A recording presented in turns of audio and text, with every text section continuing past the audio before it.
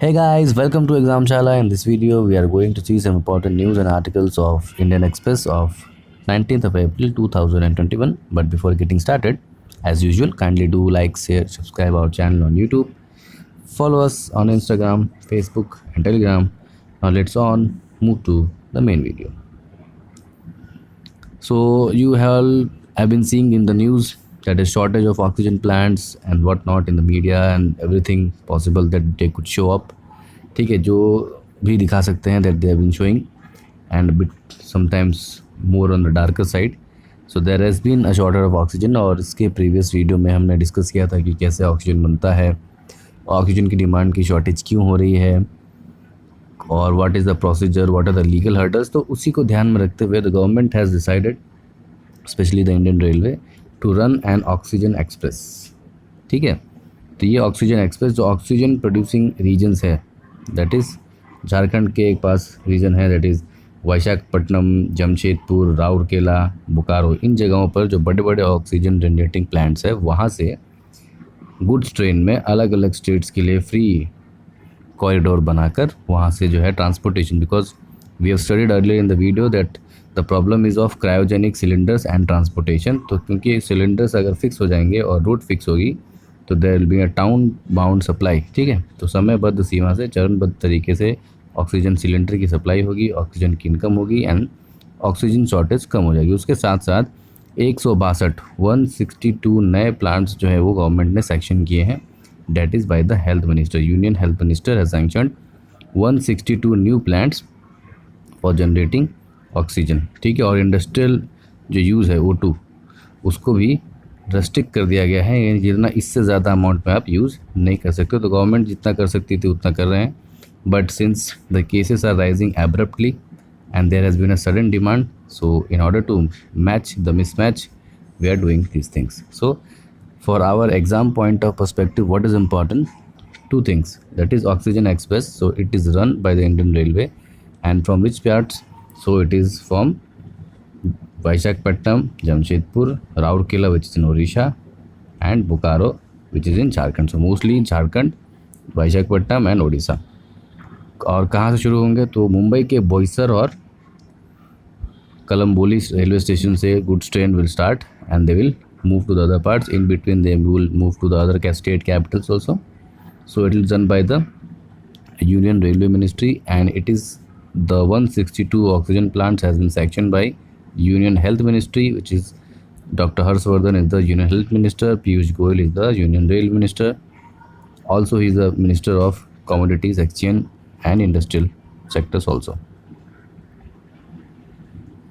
Second important article is about calculating number of farmers. जैसे कि आप लोगों को पता है कि हमको कहा गया है, हम बहुत सारे सर्विस में देखते आ रहे हैं, 60% of the Indian population are farmers. ठीक है, हम 60% लोग फार्मर है और ये कब से सुने जा रहे हैं, लेकिन इसका कोई रियल डेटा या रियल सर्वे नहीं है. अलग अलग सर्वे में अलग अलग फार्मर्स के नंबर अलग अलग हैं, और इसी वजह से क्या हो रहा है कि जो गवर्नमेंट स्कीम बना रही है, प्लान बना रही है, वो उन फार्मर्स तक तो पहुँच जा रहे हैं जो बड़े सेटों में, बड़े जगहों में, बड़े बड़े ब्रांच में रहते हैं.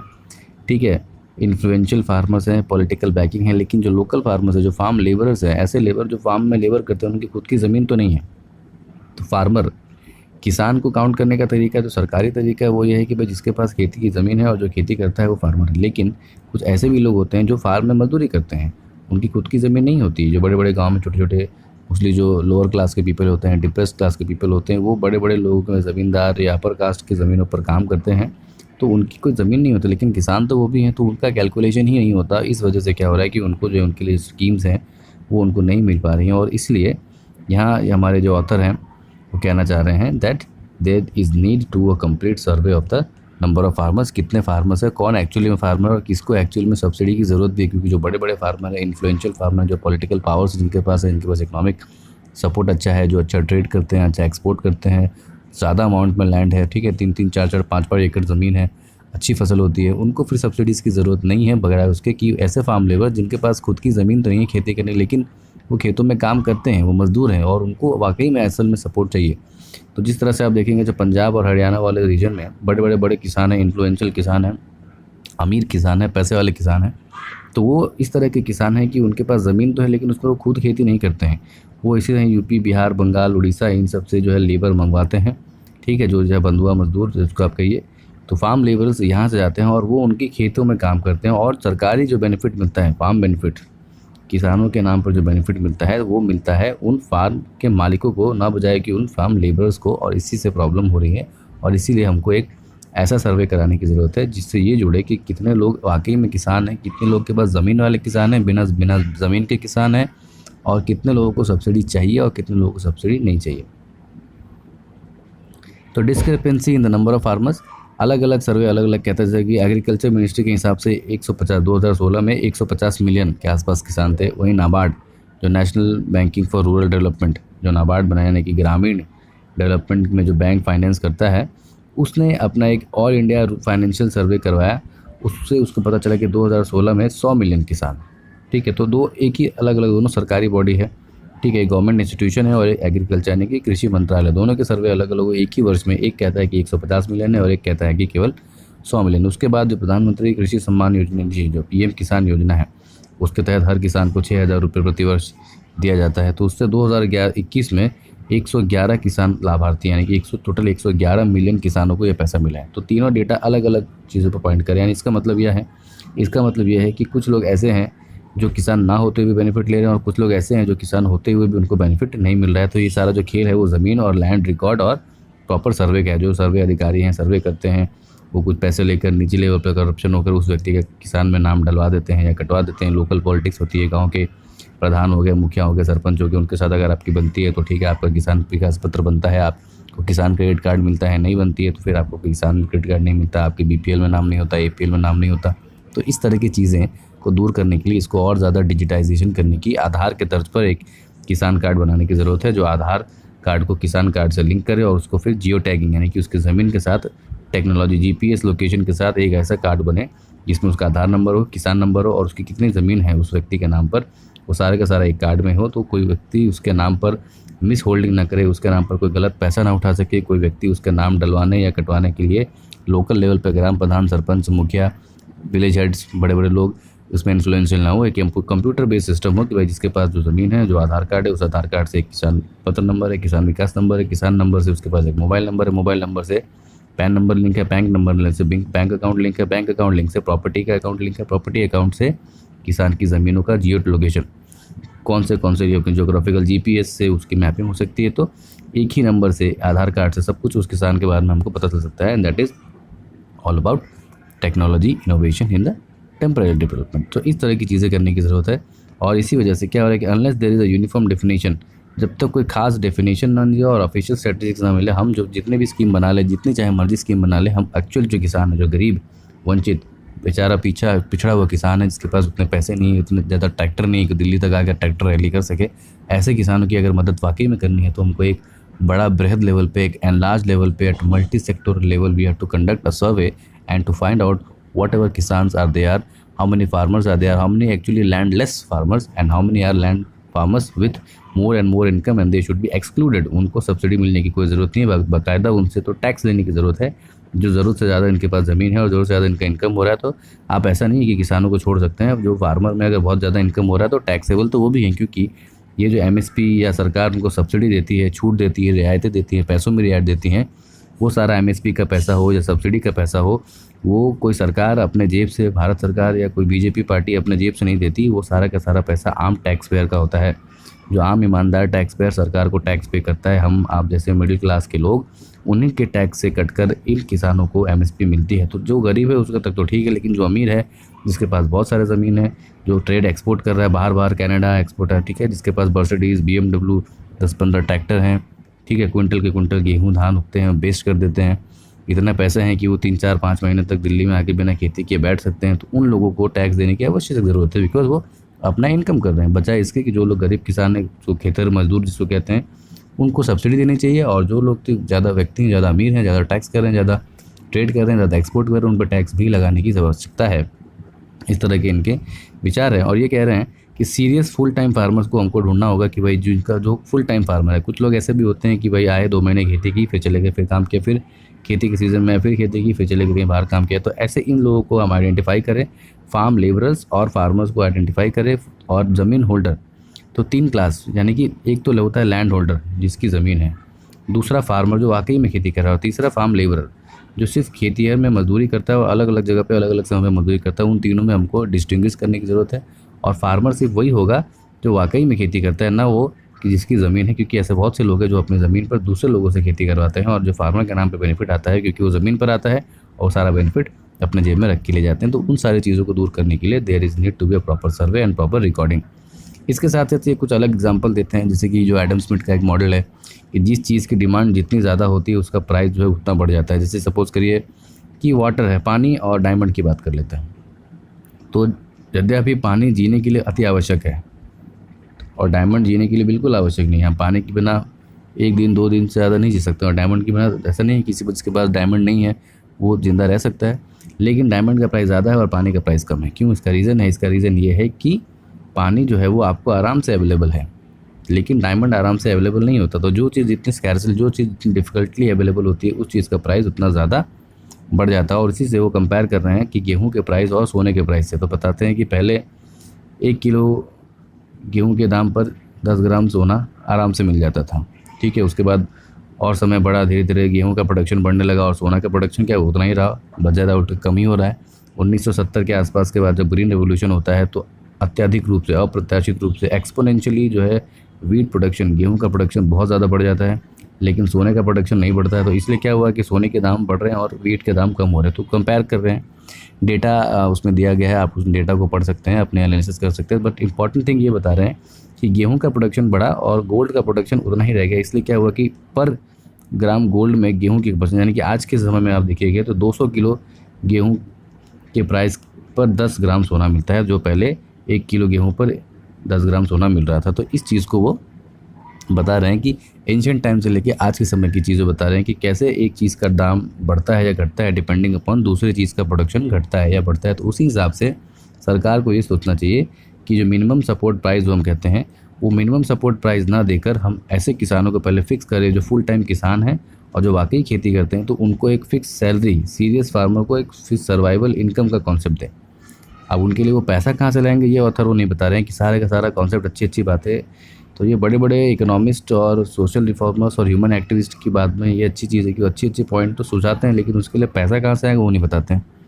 तो इन एडिटोरियल को आप पढ़िए, देखिए, समझिए कि भाई बातें तो बड़ी अच्छी की हैं कि भाई उनके लिए फिक्स सर्वाइवल इनकम, ठीक है, एमएसपी मिनिमम सपोर्ट प्राइस उनके फसलों के लिए नहीं, बाकायदा उनके लिए एक फ़िक्स पेमेंट कर दीजिए। अब वो पेमेंट का पैसा कहाँ से देंगे उसके बारे में कुछ नहीं कहते हैं, ठीक है। Let's move on to the next article. Again ये भी एमएसपी और प्रोक्योरमेंट पे ही बेस्ड है।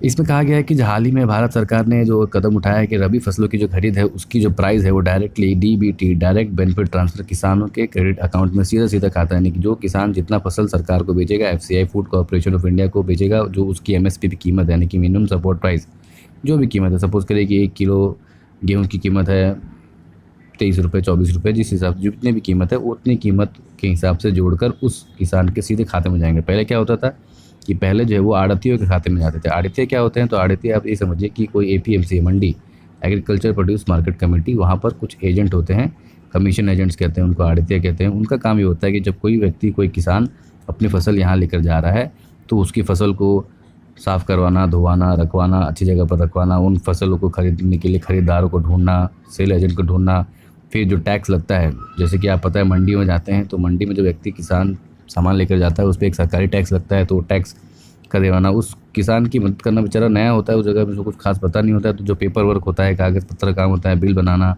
कितने में सामान बेचना है नहीं बेचना है, तो उसको मदद करने के लिए बाकायदा वहाँ पर एक लोकल ऑफिसर की तरह काम करते हैं वो लोग, लोकल क्लर्क की तरह। लेकिन हो रहा क्या धीरे धीरे कि उनका आपस में संगठन बन गया, कार्टेलाइजेशन बन गया, जो किसान उनके साथ होंगे, फिर उनका एक ग्रुप बन जाता है कि भाई इस आड़तिये का ये किसान है, उस आड़तिये का ये किसान है, तो इसके किसान की मदद वो नहीं करेगा, उसकी मदद ये नहीं करेगा। फिर आपस में पॉलिटिक्स होने लगती है, फिर वो लोग कुछ लोग पॉलिटिकल पार्टी ज्वाइन कर लेते हैं। अगर आप किसान हैं और आप फलाना ढिमकाना पार्टी के सपोर्टर नहीं है, एक्स पार्टी के सपोर्टर नहीं है, तो आपको वाई आड़तिया सपोर्ट नहीं करेगा। इस तरह की चीज़ें होने लग गई और इसमें फिर राजनीति घुस जाती थी और जो आम बेचारा गरीब किसान है उसको ना चाहते हुए भी किसी न किसी आड़तिये के साइड में लेना पड़ता था। और फिर क्या होता था कि सरकार जो है पहले पैसे आड़तियों को देती थी, जो एफसीआई है, फूड कॉर्पोरेशन ऑफ इंडिया, आड़तियों से सामान खरीदता था और पैसा आड़तियों को मिलता था। आड़तिये उसमें से अपना 2.5% कमीशन टैक्स काट के, कायदे से तो 2.5% काट कर फिर जो पैसा था वो किसानों को देते थे, लेकिन इसमें बहुत समय लग जाता था। ठीक है, उनके पास पैसे आए रखे, तब तक आड़तियों ने अपना काम कर लिया। वो किसान उसके पास 1 दिन गया, 2 दिन गया, तो हाँ कल देता हूँ, परसों देता हूँ, बाद में देता हूँ, ये देता हूँ, कल देता हूँ, बाद में। तो जो पैसा है उसी पैसे को, जो पैसा किसान को उस वक्त मिल जाना चाहिए, वो 3 महीने, 4 महीने, 5 महीने, कभी कोई तो 1-1 साल बाद उसको मिलता था। तो उसके लिए तो भाई आड़ती ही भगवान था। और इसलिए आप देखेंगे जो ये जो दिल्ली बॉर्डर पे या जो पंजाब हरियाणा में जो मूवमेंट चल रहा है वो बेसिकली आड़तियों का मूवमेंट है। जब वो एमएसपी को ख़त्म, वो जब एपीएमसी को कह रहे हैं कि हम एपीएमसी का जो रूल है कि आप एपीएमसी से बाहर भी बेच सकते हैं, तो इससे नुकसान किसको होने वाला है? सबसे ज़्यादा नुकसान होने वाला आड़तियों का। और इसीलिए जो बड़े बड़े किसान हैं, कि आड़ती क्या होते हैं, आड़ती भी वही है जो बहुत बड़े किसान हैं। ठीक है, जो समृद्ध किसान है, इनके पास पैसा ज़्यादा है, वो बाद में चलकर आड़ती बन जाते हैं। आड़ती is a kind of a sales commission agent. और क्योंकि उनको नुकसान हो रहा होगा इसलिए वो आंदोलन करने पे, तो ये एक सरकारी तर्क है। ठीक है, तो ये सरकार का ये भी तर्क है। तो अगर आप देखेंगे कि फार्म मूवमेंट के अगर नेगेटिव पॉइंट आपको लिखना हो तो आप लिख सकते हैं कि it is mostly arrange by the so called arhtiya community of the farmers. तो अब ये नहीं होगा, अब डायरेक्टली क्या होगा कि सीधा सीधा किसानों के खाते में पैसा जाएगा और किसान जो है अपनी फ़ीस उसी अपने बैंक अकाउंट से एक चेक इशू कर देंगे कि भाई लो तुम्हारी जो फीस है 2.5%, 3%, 4% जितनी भी है आप वो फीस वहाँ से ले लीजिए। पहले क्या होता था कि अपने ही पैसे के लिए किसान को आड़ती के पास चक्कर लगाने पड़ते थे और वो आड़ती उसको आज दूंगा, कल दूंगा, पैसों परसों दूंगा, ऐसे उन पैसों को लेकर ब्याज में चढ़ाकर बैंक में जमा कर फिर देते भी थे, नहीं भी देते थे, उसको अपने हिसाब से काट कर कम ज़्यादा बीच में करप्शन होता था, ये टैक्स दो, वो टैक्स दो, फलाना टैक्स दो, गुंडा टैक्स दो, मारपीट टैक्स दो। तो इस तरह के टैक्स से बचने के लिए आड़तियों के रोल को एकदम मिनिमाइज़ करने के लिए सरकार ने एक कदम उठाया। एक कदम काफ़ी अच्छा है। अब ये ऑथर कह रही हैं कि अब एक और कदम उठाने की ज़रूरत है जिसको कहते हैं कैप ऑन प्रोक्योरमेंट, यानी कि कौन से किसान से कितना अनाज लेना है। सपोज़ करिए कि एक स्टेट में या एक जगह में, एक डिस्ट्रिक्ट में 10 किसान हैं और सरकार को टोटल 10 टन गेहूँ खरीदना है और हर किसान का अलग अलग प्रोडक्शन है, किसी के पास छोटा खेत है, किसी के पास बड़ा खेत है, किसी के पास मध्य में खेत है, तो टोटल प्रोडक्शन जो है वो 100 टन के आसपास होता है किसी एक डिस्ट्रिक्ट में। ठीक है, so one district has 100 ton of production and there are 10 farmers in it and the government needs to procure 10 ton, यानी सरकारी जो खजाना है उसको 10 टन गेहूँ चाहिए। टोटल उस डिस्ट्रिक्ट में 100 टन हुआ है और 10 फार्मर है। तो कायदे से क्या होना चाहिए कि सबसे अगर 10-10 टन लेंगे, सबसे 1-1 टन लेंगे तो हमारा काम हो जाएगा, तो सबकी अनाज भी बिक जाएंगे और सबको पैसे भी मिल जाएंगे। लेकिन अभी क्या हो रहा है कि जो किसान गया आड़ती के पास गया, कोई एक ही किसान अपना सारा का सारा 10 टन बेच आता है, बाकी जो 9 किसान हैं उनके जो माल है वो नहीं बिकते, उनको फिर अलग से बेचना पड़ता है, प्राइवेट में बेचना पड़ता है या घुमा कर बेचना पड़ता है। तो इसके ये जो ऑथर कह रही है कि अब एक कैप ऑन प्रोक्योरमेंट भी लगाना है, यानी कि किस किसान से कितना अनाज खरीदा जाए वो भी इसकी लिमिटेशन है। ऐसा नहीं हो कि एक किसान का सारा अनाज बिक जाए और दूसरे किसान का अनाज बिके ही नहीं। तो इससे क्या होगा, जो ओवरऑल डेवलपमेंट वो हम अचीव कर सकते हैं कि हर व्यक्ति को पैसा मिलेगा। जो हर व्यक्ति ने जो फसल उगाई तो थोड़ा थोड़ा पैसा जो सरकारी खरीदे वो हर किसान के साथ होगा, तो हर किसी को पैसा मिलेगा। ऐसा नहीं कि कोई एक किसान अमीर हो जाए और बाकी सब उससे कॉस्ट पे गरीब रह जाए। फसल सबने उगाई, खेती सबकी हुई, अनाज सबके अलग अलग क्वांटिटी में, क्योंकि खेत छोटे बड़े, खाद अलग है, पानी अलग है, रीजन अलग है, लेबर अलग अलग है। लेकिन अगर हर व्यक्ति से थोड़ा थोड़ा अनाज खरीदा जाए तो सबके पास ऑल ओवरऑल डेवलपमेंट भी होगा। जो पैसा जो खर्च हो रहा है वो सब में बटेगा। तो इनइक्वालिटी का जो कॉन्सेप्ट है, असमानता, इनइक्वालिटी के कॉन्सेप्ट को हम पीछे छोड़ सकते हैं इस चीज़ों से। तो नो मिडिल मैन। तो यहाँ ऑथर कह रही हैं कि अब जब आपने डीबीटी कर ही दिया है, डायरेक्ट बेनिफिट ट्रांसफर, ये अच्छी चीज़ है रबी फसल के लिए, तो अब आप एक और काम करिए कि प्रोक्योरमेंट में भी एक लिमिट लगाई, ठीक उसी प्रकार जिस प्रकार की फर्टिलाइज़र में एक लिमिट लगाया गया है सरकार ने। जो सब्सिडाइज रेट पर जो हम फर्टिलाइज़र देते हैं, यूरिया खास करके, NPK, 3 तरह के फर्टिलाइजर होते हैं, नाइट्रोजन, फास्फोरस एंड पोटासियम, इन तीनों को अपने अलग अलग रेशियो में यूज़ किया जाता है खेतों में। तो जो फर्टिलाइज़र के बैग होते हैं, स्पेशली यूरिया, उसमें सरकार ने नियम बनाया है कि एक किसान को 50 बैग से ज़्यादा नहीं मिलेंगे सब्सिडाइज रेट पे। प्राइवेट रेट पे जितना चाहे और खरीदे, लेकिन जो सब्सिडी पे जो यूरिया मिलता है वो केवल 50 बैग ही मिलेगा एक किसान को। और उसके लिए भी ज़मीन का जो लेंथ फिक्स किया गया, अलग अलग स्टेट में अलग अलग है।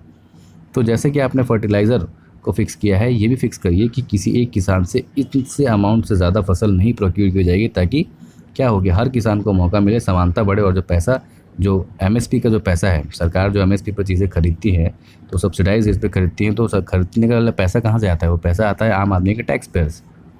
तो आम टैक्स पेयर का पैसा, जब गरीब व्यक्ति का टैक्स पैसा, ईमानदार मिडिल क्लास का टैक्स पेयर से आप चीज़ें खरीद रहे हैं, गेहूँ चावल खरीद रहे हैं, फिर गरीबों में बांट रहे हैं पब्लिक डिस्ट्रीब्यूशन स्कीम से, PDS स्कीम से, रेशन कार्ड से, तो ऐसा करिए कि हर व्यक्ति से, हर किसान से खरीदिए, ना कि केवल एक ही किसान से खरीदिए और बाकी सारे किसान गरीब रह गए, पीछे रह गए। So there should be a uniform and cap on procurement. ठीक है, तो ये जो चीज़ होगी वो क्या होगी, सपोर्ट प्राइस से ज़्यादा क्या हो जाएगी, एक तरह की इनकम हो जाएगी, क्योंकि अश्योर हो जाएगा कि हर किसान अश्योर हो जाएगा भैया सरकार को हर साल 10 टन गेहूँ चाहिए, हर साल 10 टन गेहूँ चाहिए। और हमको पता है कि हमारे डिस्ट्रिक्ट में 100 टन, 120 टन, 112 टन के आसपास गेहूँ उगता है और हम लोग 10-12 किसान हैं, तो हम सब में से थोड़ा थोड़ा वो खरीदेंगे तो हम सबका अनाज बिकेगा, इसकी उसकी गारंटी है। तो जब उसकी ये गारंटी हो जाएगी भाई इतना तो मेरा बिकना ही है, तो बाकी चीज़ें फिर वो और मेहनत करके, मेहनत लगा के कुछ और उगा सकता है, क्रॉप डाइवर्सिफिकेशन कर सकता है, केवल गेहूँ ना उगाकर। जैसे उसको पता है कि भाई 10 टन है, सरकार को 10 टन गेहूँ खरीदना है और मेरे खेत में उगने की जो क्षमता है वो बहुत ज़्यादा है, तो भाई वो कुछ 1 टन में गेहूँ उगा ले, बाकी 5 टन में ज्वार, मकई, बाजरा, दाल, तेल, पल्सेस, फल फूल, सब्ज़ी, बकरी पालन, पशुपालन, मत्स्य पालन, डक की बिज़नेस काफ़ी अच्छी होती है, डक मीट जो यूरोप में काफ़ी डिमांड में है, फ्रूट्स, स्ट्रॉबेरीज़, वेजिटेबल्स। तो इससे क्या होगा कि क्रॉप डाइवर्सिफिकेशन भी बढ़ेगा, अलग अलग क्रॉप उगेंगे, फार्म की प्रोडक्टिविटी भी बढ़ती है। आपको पता है कि एक ही तरह की खेती करने से जो खेती की उर्वरकता है, फार्म प्रोडक्टिविटी, वो कम हो जाती है। तो बार बार अलग अलग तरह से खेती करेंगे तो फार्म प्रोडक्टिविटी बढ़ेगी, मार्केट में अलग अलग चीज़ों की सप्लाई बढ़ती जाएगी। और क्योंकि एक ही तरह की खेती नहीं हो रही तो जो गेहूँ का भाव है वो भी मेंटेन रहेगा और भी उसके बदले में और चीज़ें जो है बन सकेंगी। तो क्रॉप डाइवर्सिफिकेशन होगा, फार्मर्स का इनकम बढ़ेगा और लोगों को बाकी चीज़ें सस्ती भी मिलेंगी। तो ये है बेसिक कॉन्सेप्ट। तो ये था आज के वीडियो में इंपॉर्टेंट न्यूज़ एंड आर्टिकल्स। फिर मिलते हैं आपसे कल की वीडियो में, तब तक के लिए स्टे होम, स्टे सेफ, जय हिंद।